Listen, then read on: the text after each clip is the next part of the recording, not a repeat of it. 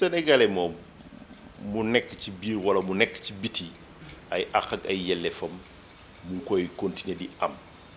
d'ailleurs loi bu 81 bi buy wax ne parti politique ñi ko mën a financer mooy ay adhérents wala ay sympathisants deful distinction entre sénégalais yi ci biir wala ñi ci biti donc en termes de droit nu ñuy raisonner ci question yu mel noonu mooy question de nationalité du moment où kooku nationalu dëkk bi la kenn mënu ko considérer comme kenn ku nekk bitim benn deuxièmement lu lay won ne loi boobu dafa nekk loi bi nga xam ne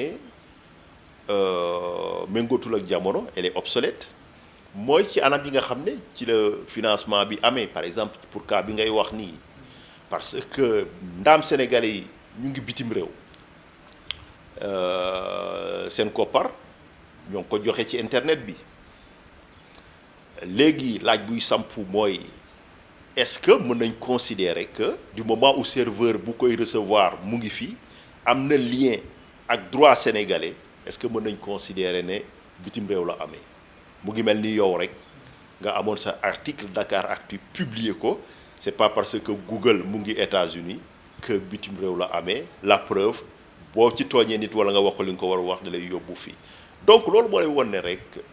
mënuñu considérer à proprement parler que mbir mi sax bitim réew la koppar yi jógee ña koy wax foog ñu dellu gëstu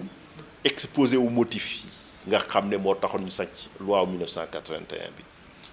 ñu gëstu exposé wu motif bi nga xam ne moom la ñu avancé woon en 89 pour réformer article 4 ak 5 yi bu ñu ko gëstoo dinañ gis ni temps yooyu comme ni ma ko waxee fu àdduna tolloon maanaam daa am li nga xam ne moom la ñu doon jéem a feggu mu am ay nit yi nga xam ne dañuy dem ay puissance étrangère ngemb leen wala ay yeneen force économique ngemb leen ñu indi koppar yooyu dugal ko ci biir réew mi mais nekkul woon par rapport ak militants yi. xam nga coow su jógee rek il faut que nit ñi génne loo xam ne ni xam-xam lay doon moo gën topp ñuy coow lan la dafa am benn parti politique bu def déclaration ci réseaux sociaux yi ak ci télévision yi wax ni dafay def benn appel de fonds mooy maanaam xaalis boo xamee ni ay nit dañ koy jàppale pour di ko yónnee bi mu defee loolu ministre de l'intérieur génne benn communiqué wax ni dafa am benn loi boo xam ne dañ ko voté fii ci Sénégal boo xam ne dafay tere koo xamee ni nii da nga nekk doxandéem ci biir Sénégal wala nga nekk doxandéem nekk ci bitim réew ngay jàppale parti politique ci wàllu xaalis boo xam ne dañ koy yónnee li ministère de l'intérieur wax nag daf ko teg ci loi boobu nag dafa nekk en vigueur au Sénégal parce que dañuy wax ni loi bu fekkee baaxul dañ koy indi beneen loi mais tant que dindiwuñ ko loi boobu nekk fi na ñëpp jàpp ni boobu loi day tegu ci bépp sénégalais boo xam ne ni yaa ngi ci réew. dafa fekk na nag nit ñu posé débat bi temps yi bëgg ko lëkkale ak projet Pastef bi ñuy woowee Nemmeeku Tour la ñu ko posé du noonu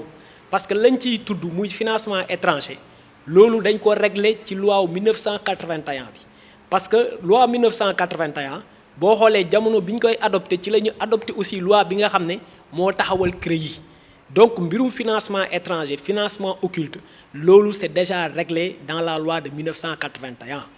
maintenant dafa fekk ne li nga xam ne mooy problématique u financement parti politique léegi ci Sénégal mooy naka la ñuy fexe ba parti politique yépp yem am égal accès ci ressources publiques yi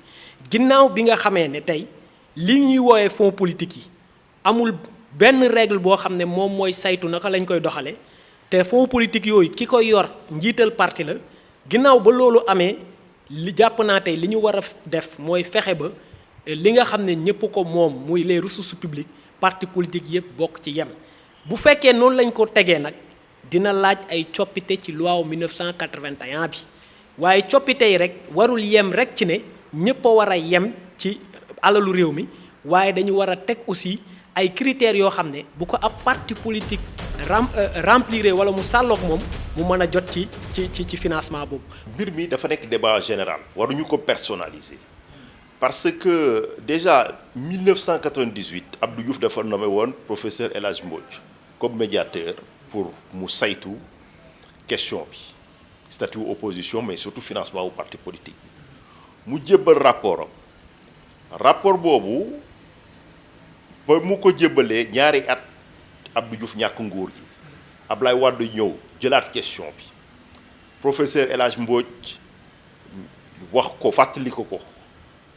Wade wax ko ne question boobu xam na ko bu baax mais ba Wade di jóge ci nguur bi ba léegi moom ba mu jëlee bopp nguur gi ba léegi ba mu fay jóge d'ailleurs réglé wul woon question boobu Macky Sall posé ko mais dëgg bi moom mooy tey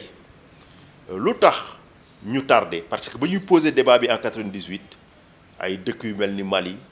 ay Burkina ay Togo ay République démocratique du Congo amuñu woon législation mais tey dëkk yooyu yëpp ñooñu raw parce que boo xoolee démocratie comme nu ma koy waxee nu mu war a laloo boobooy def foog bu am système mu financement public boobu nag du arrangé ñi nga xam ne ñoo nekk ci nguur gi parce que dañuy tibb ci caisse noire bi di financer seen activité politique tàlluñu sax laaj cotisation seen membre mosoo ko dégg nga or fàttali naa ko sànq xaalis bi fu mu war a jóge ci membre yi la ci adhérents yi ci ay lekk ay ndono yu ñu leen di bàyyil wala en tout cas ay activités yu ñuy def donc loolu finalement day wane ne pouvoir yi non seulement ku ci nekk au pouvoir du am intérêt pour en tout cas nguur yi ñu fi gisagum pour ñu leeral mbir moomu deuxièmement moom mooy organiser système financement public day dooleel opposition parce que ñoom xam nañ ne fenn rek la ñuy gagner opposition mooy ci problème mu financement bi donc ñoom amuñu intérêt yokk doole opposition bi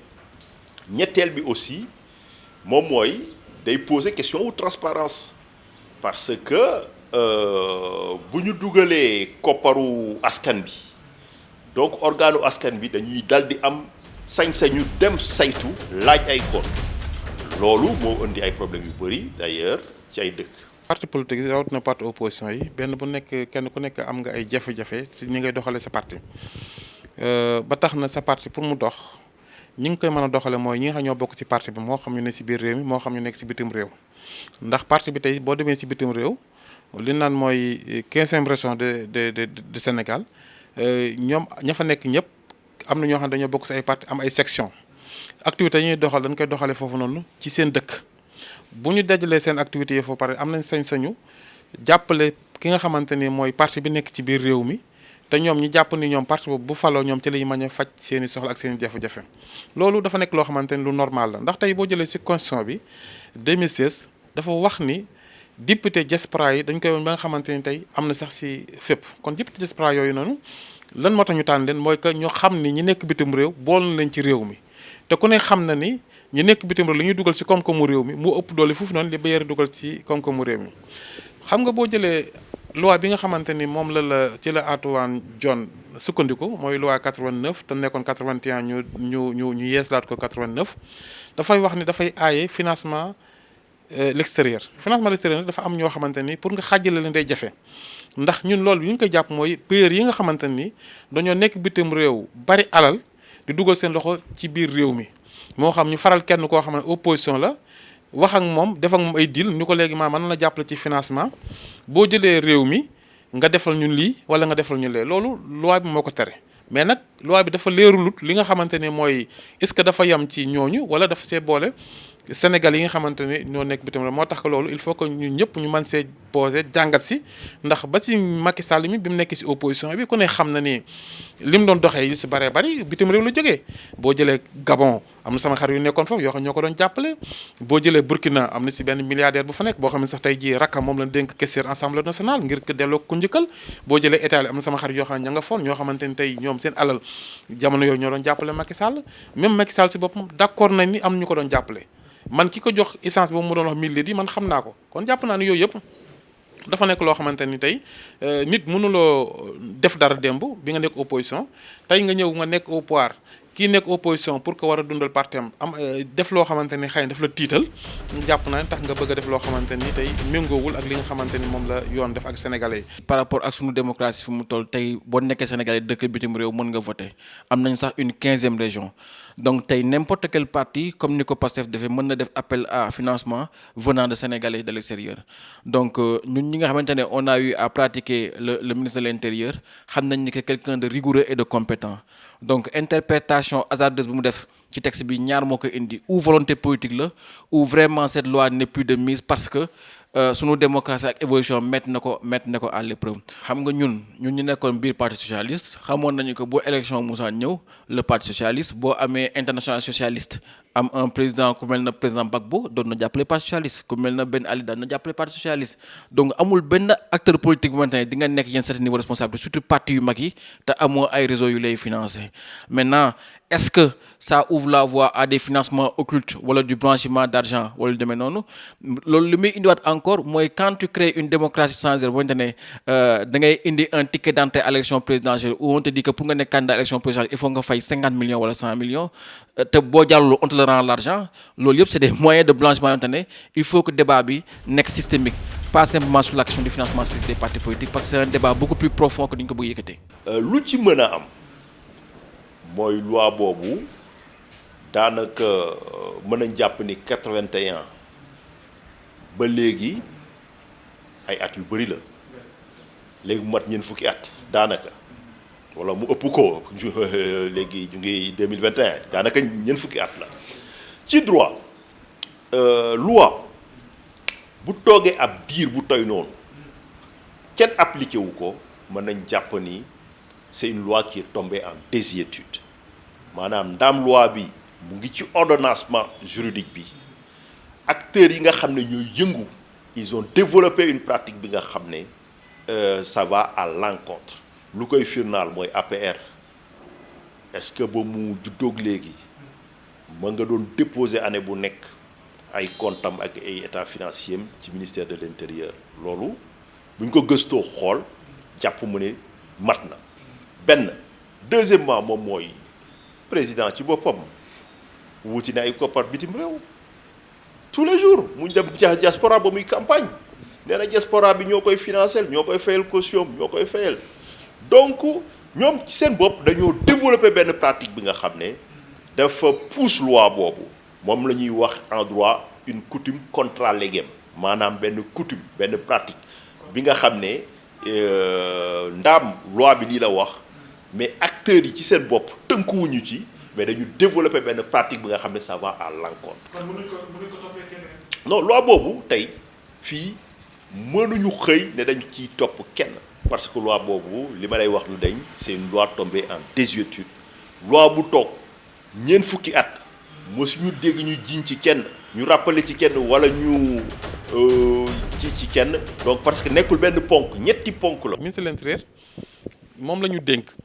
pour que muy xool nan lay saytoo parti politique yi moo leen jox récépissé moo leen war a contrôler bu fekkente ne la mu war a def ko nag kooku moom moo jéggi yoon ndax at mu nekk parti politique bu nekk war nga ñëw déposer sa bilan wax ni lii nga am fii nga ko jëlee fii nga ko dugal mais loolu ku ne xam na ne ministre de l'intérieur yi amul genn ko siy def kooku moom ñun xam nañ loolu kon jàpp naa ne parti politique yi war na leen jéem a joxaat gëdd mais bu fekkente ne constitution bi jox na parti politique yi dëgg gëdd ba indi maanaam chef de l'opposition depuis 2016 ñu dugalaat ko si ba fi may waxee loolu gars yi teg seen tànk ngir lan bañ koo jox ngir ki koy doon bañ a am doole pour que mën leen a faagaagal pour ëllëg yooyu yëpp yaakaar naa ne affaire calcul politique la mais daal dafa jot ci réew mu normal mu am chef de l'opposition dafa jot ci réew mu normal mu am position boo xamante ni bu dëgg lu nekk ci wetu askan wi ki jiite di gouverner ki opposé di opposé lépp loo xamante ni intérêt lu ñu ñëpp ñu bokk ko defandoo loolu nag yaakaar naa ni comme ñi ngi def ay waxtaan ci dialogue bi nii peut-être que dialogue bi mën naa dem ba àgg foofu pour que ñu mën a proposer yooyu yëpp mais fi mu toll nii daal ba jamono yi may wax ministre de l'Intérieur la ñu sant pour mu war def loolu te defu ko. li yëngu li ko yëngale ko ëpp doole boo gisee wax jooju ñu teg ko ginnaaw bi suñu parti defee li ñuy wooye appel à dons may dalal xelu sénégalais yi ne leen amul benn yoon boo xam ne am nañu ay initiative yu mel noonu te xooluñu ndax li ñuy def maase na ak yoon wala maase wut ak yoon li ñu def barki démb ci ñoo ngi ko wéer ci loi 1981 bi nga xam ne moo tënk li mel noonu waaye nag jàpp naa ne li mu war a indi tamit ci débat public bi mooy kii di ministre de l'intérieur dafa war a jëfe li nga xam ne loolu la yoon santaane mooy li nga xam ne teg nañ ko ci loosu parti politique yi mooy à chaque fois bu ñu demee ba jeexal at bi parti politique bu ne dem déposer rapport d'activité am ak ay rapport financier moo tax ma ne tey bu fekkee am na ku ñu war a rappeler yoon ci Sénégal du waa PASTEF du parti politique yi waaye ministre de l'intérieur moom la ñu war a rappeler ay mission am loolu moom la yoon joxoñ pour mu doxal ko man gëm naa ne loi 81 bi ñuy wax du lépp ci bon tey bu parti politique yépp appliqué woon li loi boobu wax am na yu bëri yoo xam ne ñoo ngi koy ragal du am ci géopolitique bu Sénégal. ci dialogue politique bi am na benn kuréel bu ñu taxawal boo xamee dafay waxtaan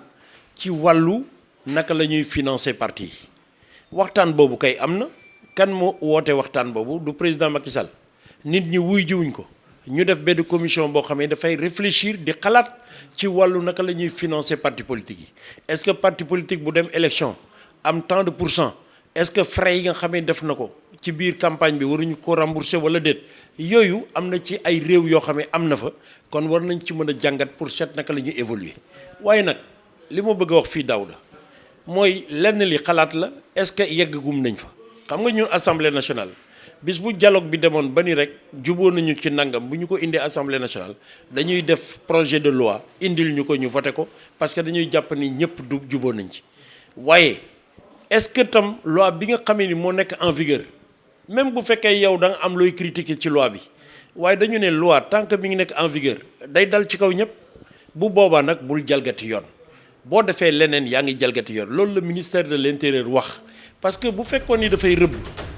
kon da koy bàyyi ba mu dugg rek mu ñëw jàpp ko. L'une des grandes problématiques aujourd'hui sur nos démocraties mooy la crise de confiance le pouvoir l'opposition n'a pas confiance au pouvoir le pouvoir a posé des actes dramatiques contre des opposants contre des politiques des agressions publiques avec des hommes politiques exerçant des fonctions publiques qui sont mis en prison de manière assez violente sur des accusations qui aujourd'hui tout le monde l'admet, sont de fausses accusations. Il y a une crise de confiance dans notre démocratie. Et ça, c'est des choses sur lesquelles on attendait le président Macky Sall, que nous apaiser sur une démocratie, qui restaure la confiance à les acteurs, et qu'aujourd'hui, ces débats-là qui peuvent nous rattraper au gré d'une activité, tel que le pasteur se lève et déclare que demain il y a un appel public à l'épargne, nous soulever un débat, cela montre qu'il y a des choses sur lesquelles on doit discuter. Il y a exigence de dialogue. Mais